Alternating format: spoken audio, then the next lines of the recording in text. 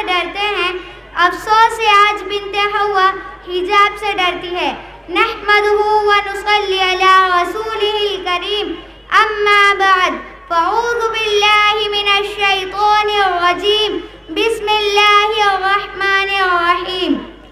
یا ایھا النبی قل لازواجک وبناتک ونساء المؤمنین یدنین علیہن من جلابیبہن ذلک ادنی ان یعرفن فلا یؤذین وکان اللہ غفورا رحیما۔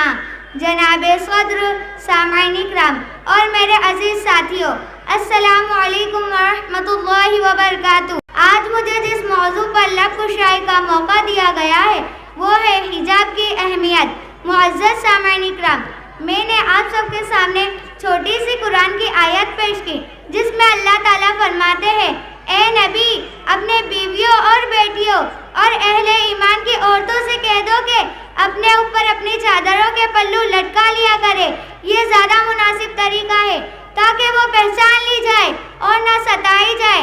بے شک اللہ تعالیٰ غفور الرحیم ہے۔ عزیز سامعین اکرام، حجاب کے معنی پردہ کرنے کے ہیں۔ حجاب سے مراد یہ ہے کہ عورت اپنے مکمل جسم کو ڈھانپے اور محرم کے سامنے بے پردہ ہو کر نہ جائے۔ سامعین اکرام، پھر قرآن میں اللہ پاک نے نبی اور مسلمانوں کو مخاطب کر کے ان کی عورتوں پر پردہ کروانے کا حکم کیوں دیا؟ جناب صدر اور سامعین اکرام، ضرورت اس بات کی ہے کہ یہ سمجھا جائے اسلام کوئی قید نہیں بلکہ زندگی کو آسان بنانے کا طریقہ ہے، اور حجاب میں 8 چیزیں بہت ضروری ہے۔ نمبر 1، حجاب مکمل ہو۔ نمبر 2، زینت والا نہ ہو، بالکل سادہ ہو۔ نمبر 3، پتلا نہ ہو، باریک بھی نہ ہو۔ نمبر 4، ٹائٹ نہ ہو۔ نمبر 5، خوشبو والا نہ ہو۔ آج کل کی نوجوان لڑکیاں پرفیوم مار کر باہر نکلتی ہے، ایسی عورت کے لیے اللہ کے نبی نے فرمایا، وہ زانی ہے، وہ زانی ہے، وہ زانی ہے، وہ عورت زانی ہے جو پرفیوم مار کر باہر نکلتی ہے۔ ایسی عورت کو جنت تو دور، جنت کی خوشبو بھی نصیب نہیں ہوگی۔ نمبر 6، چھوٹا حجاب نہ ہو۔ نمبر 7، کافروں کی طرح نہ ہو۔ نمبر 8، شہرت کے لیے نہ ہو۔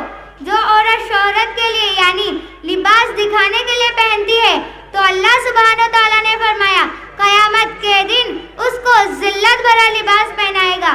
اب میں ایک شعر کہہ کر اپنی تقریر پوری کرنا چاہتی ہوں۔